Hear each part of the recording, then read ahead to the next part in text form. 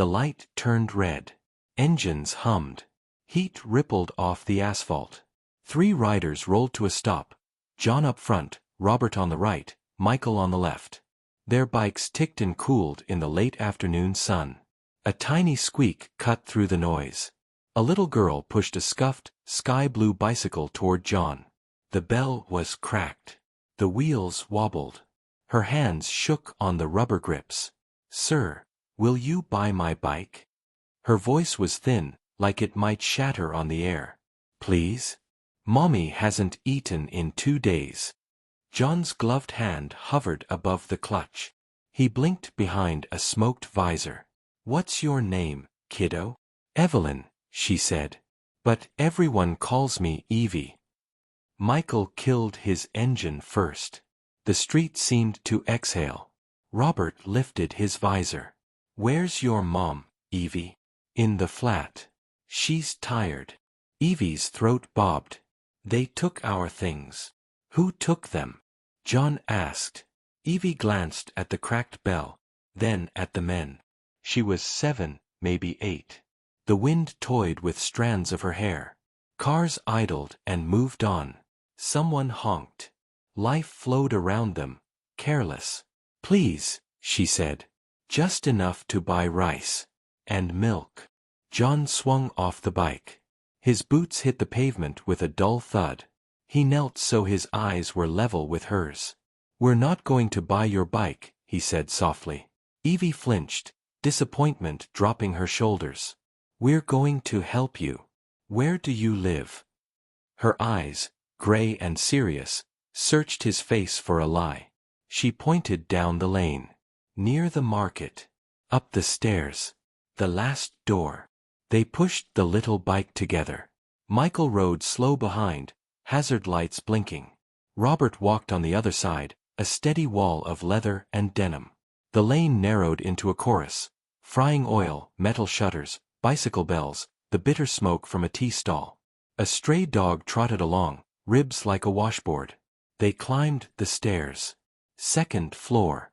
3rd. The paint peeled in skin-like flakes. At the top, Evie stopped before a door with a fresh crack across the wood like a frown. An eviction notice flapped at eye level. "Mommy." Evie knocked. "I met kind people." The door opened a hand's width. A woman's face peeked through. Pale. Sleepless. Beautiful in the way of someone who keeps standing up after life asks her not to.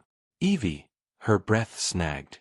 She saw the bikers and straightened, chin up by habit. "I'm Sophia." "We're friends," John said. "We." Sophia stepped aside. The room was almost empty. Blank rectangles on the wall where frames had been. Dust ghosts on the floor where furniture used to stand. On the table, 1 cup, a spoon, a single potato like a stone. "What happened?"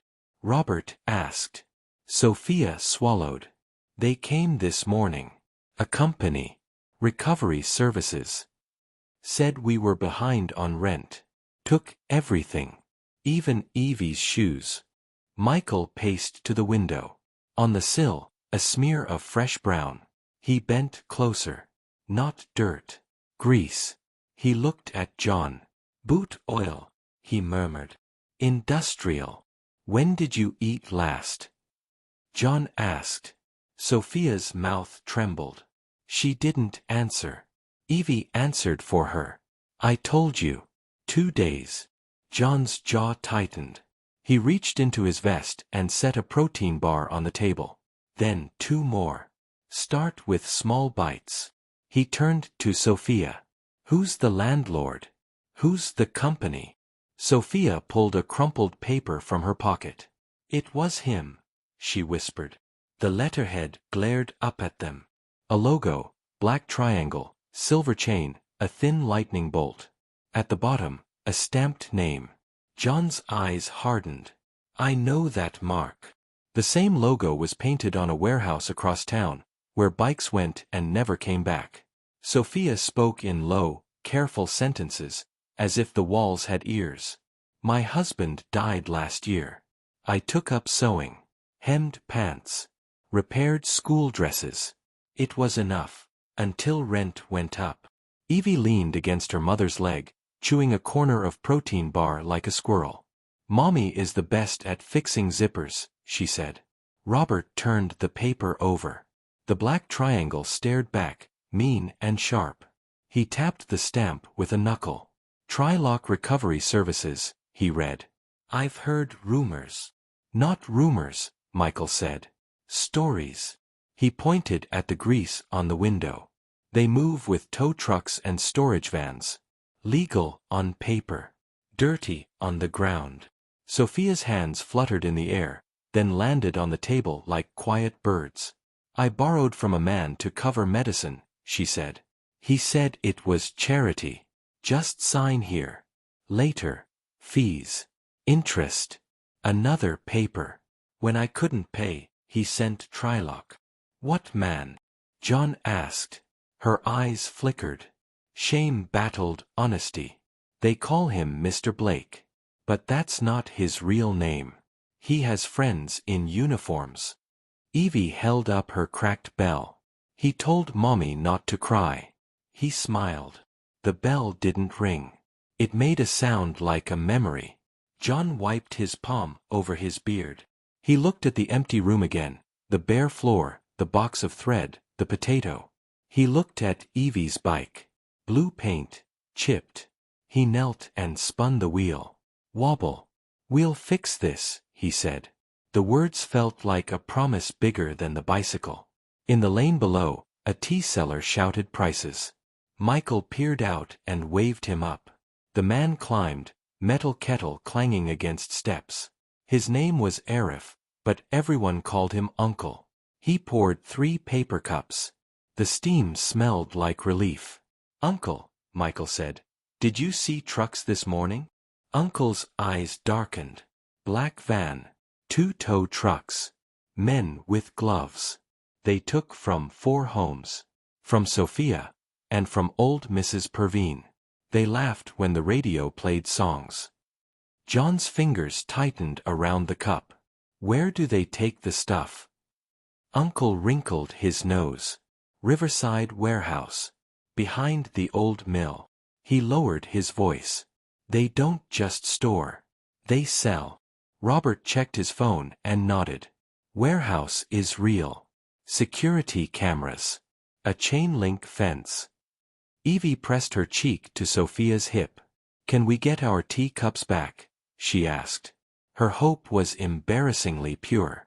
We'll try, John said quietly. No, better. We'll do more than try. Sophia's face crumpled. She grabbed the back of a chair that wasn't there.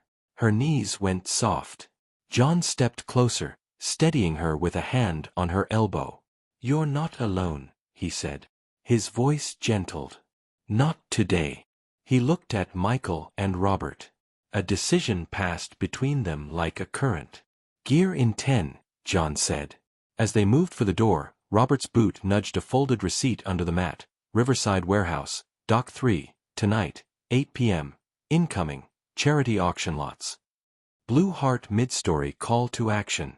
If this story has your heart beating a little faster, pause for a second. Tap subscribe, share this with one friend who believes in kindness, and comment, I stand with Evie. Your one action can be the reason someone else chooses to help today. Dusk painted the river bronze. The old mill exhaled dust like a sleeping giant. Beyond its broken windows stood chain link, barbed wire, and a fresh camera that blinked red like a patient eye. Riverside Warehouse. John killed his headlight and coasted into shadow. Robert and Michael followed, engines dropping to a purr. In John's mirror, a 4th figure, a small one, appeared on the stair landing of the mill. Evie, John hissed. You can't be here. She stood in a borrowed helmet that bobbled on her head. Her little blue bike leaned against the brick. I'll be quiet, she whispered. I just want to see the cups. Sophia came up behind, breathless. She ran, she said, apologizing with her whole body. I couldn't, John, I had to come. They took my wedding ring with the spoons. John closed his eyes for a heartbeat. When he opened them, they were steady again. Stay with the bikes.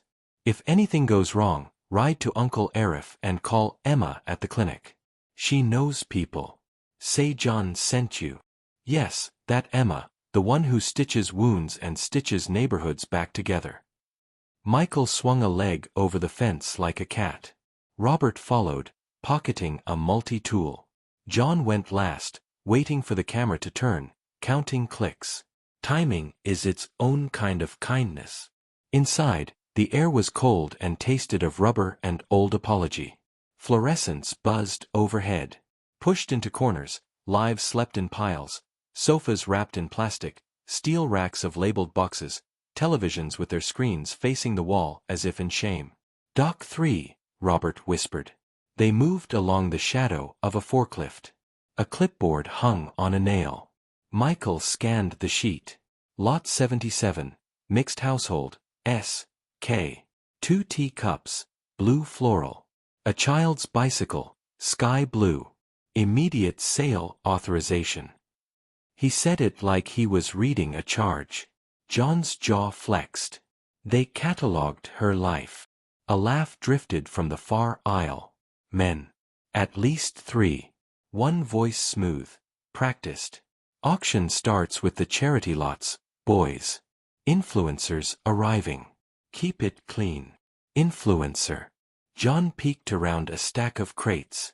A banner hung above Dock 3, Kind Hands Annual Charity Auction. On the banner, a smiling face. Sunglasses. Perfect hair. The name splashed across it like sugar. Adrian Wells. Michael exhaled a curse without sound. That's the guy from the billboards. Mr. Blake works for him, Robert guessed. Clean face in the sun. Dirty hands in the shadows. Another voice cut in, colder. Phones in the lockbox. No filming tonight. Michael's fingers drifted to his jacket pocket. He didn't need a phone. He'd wired his body cam to the bike and left it rolling, streaming to a private drive. Habit. History had taught him never to walk into a lie without a witness. Evie's little bike, Evie's knife of blue, leaned against a crate, tagged with a barcode. Beside it, a shoebox with 2 chipped, blue-flowered cups. John whispered, "We take the box. We take the bike. We walk." "John," Robert murmured, "we're past walking." Boots approached. A flashlight washed over their shoes, their denim, their breath. "Who's there?" A guard barked. Engines roared outside, their engines, and the chain-link gate rattled shut from the other side. Someone had locked them in. Robert's hands lifted, palms out. John stepped forward into the light like a man approaching weather. The guard, a thick-necked silhouette, squinted at their patches, measuring trouble. "We're here for something that isn't yours," John said. "That's everything in here," the guard sneered. Across the dock, Adrian Wells adjusted his cufflinks, the smile he kept in a case for cameras already glued in place. "Gentlemen," he called lightly, "this is a private charity event." "Private charity?" Michael's laugh was small and sharp. "Is that what you call selling a child's bike so her mother can't buy milk?" Adrian didn't blink. "We help families. With transparency." "Then you won't mind a little light," Michael said. He tilted his chin. Outside the fence, engines thrummed like a rising storm. Headlights washed the warehouse ribs. One by one, bikes lined the street. Neighbors too. Uncle Arif. Emma from the clinic, a phone in her hand. A dozen faces, then 2 dozen, then more, pulled by whisper and horn. "Phones away," barked a man in a black jacket. "Mr. Blake, up close now, a scar like an accent on his cheek. Cameras off." "Too late," Michael said softly. "You're live." Adrian's smile twitched. He turned to Mr. Blake. "Handle this." Blake stepped toward John.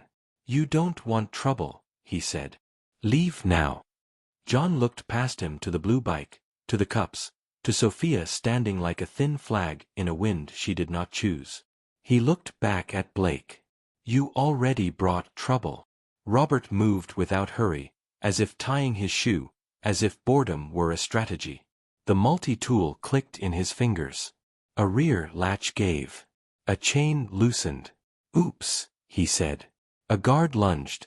Michael's shoulder met his chest with the inevitability of gravity. They both stumbled, but only one landed on a crate, groaning. Adrian's calm cracked. "Police," he snapped into a radio. "Now."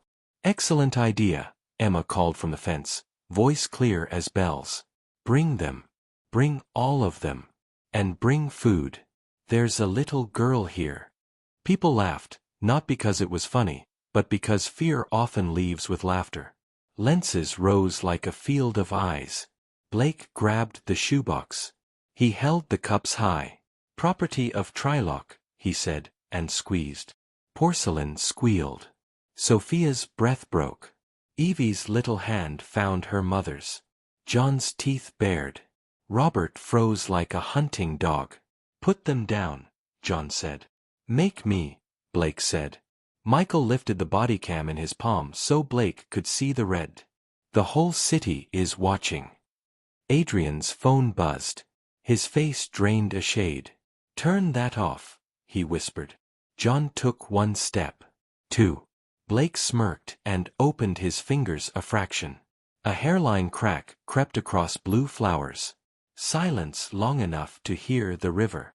"Trade," John said suddenly, voice low. "The cups and the bike, for me." Blake blinked. "For you. I'll walk with you to your truck. I'll sit down. You lock the gate behind me. Keep your show. I don't care. But the cups and the bike go now to the girl." It was insane. It was perfect. It was a dare. Adrian saw calculation, then headlines, then a safe exit. "Do it," he told Blake. "Let the man play hero. We can spin it." Blake lowered the box, grabbed the bike by the bars. He rolled it forward, smug. He didn't notice Robert slip the multi-tool back into his pocket. He didn't see Michael's phone ping Emma with a single word. Now. A siren wailed in the distance. Closer. Closer. The gate clanked open. A police car slid to the curb. Emma held up her screen to the officers. Live stream. Trylock inventory list. Forged signatures. "Do you recognize those initials?" The older officer did. His face changed. "Adrian Wells," he said carefully. "You're coming with us." Adrian laughed too loudly. "On what charge?" Emma tapped the screen again. The officer's eyes cut to Blake. "And you," he said, "are under arrest for extortion and destruction of property." As cuffs clicked, a second car pulled up, slow, unmarked. A woman stepped out in a gray suit, eyes fixed on Sophia. "Sophia," she called, voice trembling. "Do you remember me?" The woman in gray walked toward the fence with purpose and a history in her stride. The crowd parted instinctively. "Sophia," she repeated, closer now. "It's me. Emma's boss." She smiled at the nurse, then back.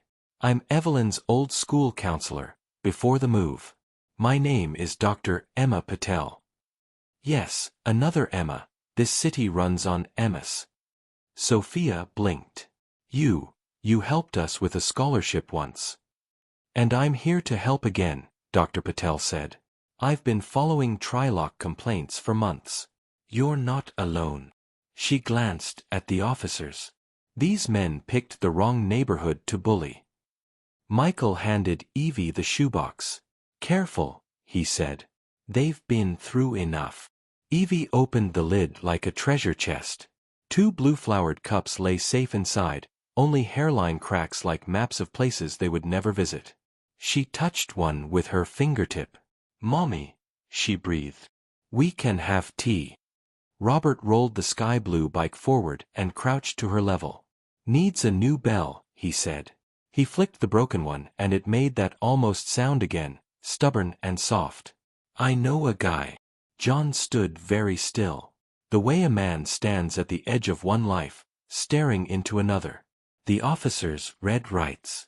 Adrian sputtered. Blake stared at the ground like it had betrayed him. Around them, the community reconstructed a living room from memory. Hands carrying boxes, voices promising to store, to feed, to sit with, to keep watch. "Mom," Evie whispered. "Can we go home?" Sophia looked at the empty flat in her mind, then at the people around her, then at John. "We're already home," she said. Tears filled, but she did not bow. She held her daughter's face with both hands. "Thank you," she told the bikers, the nurse, the counselor, the uncle with the tea, the strangers with cameras. "Thank you for seeing us." John cleared his throat. "No one sells their childhood for rice on our watch," he said.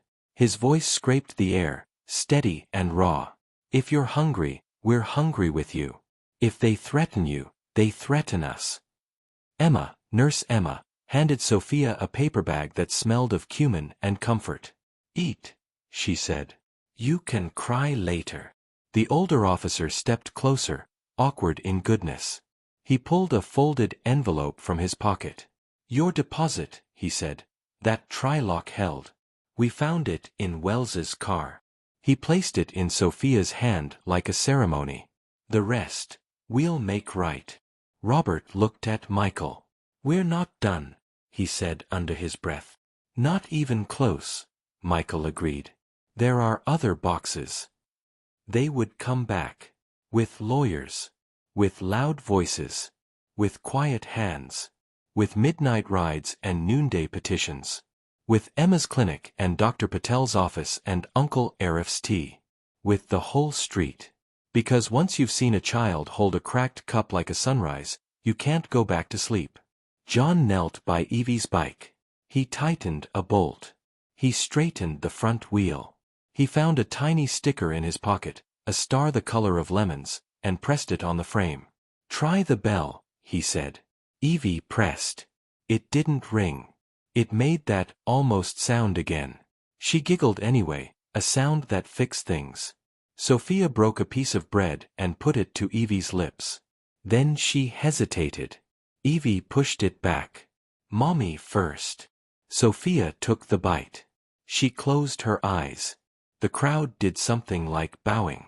John stood and faced the camera that was everywhere and nowhere. "If you ever find a child selling the last bright thing they own," he said, "don't ask if it's your problem. Make it your problem."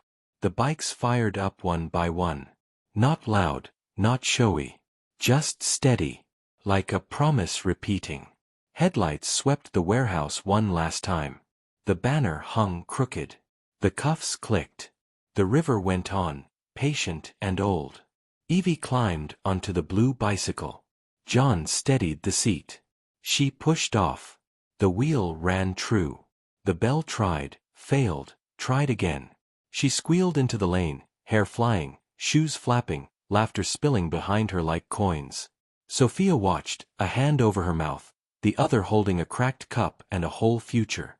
As Evie turned the corner, a new sound joined the city, 100 small bells, freshly bought, shaking in time, because by morning, every bike in the neighborhood would carry a bell that rang for her. Your turn. Be honest, what would you have done at the red light? Would you have ridden on? Or stopped? And if you've ever seen a small injustice that you turned into a small kindness, tell us about it in the comments. Your story might be the bell someone else needs to hear.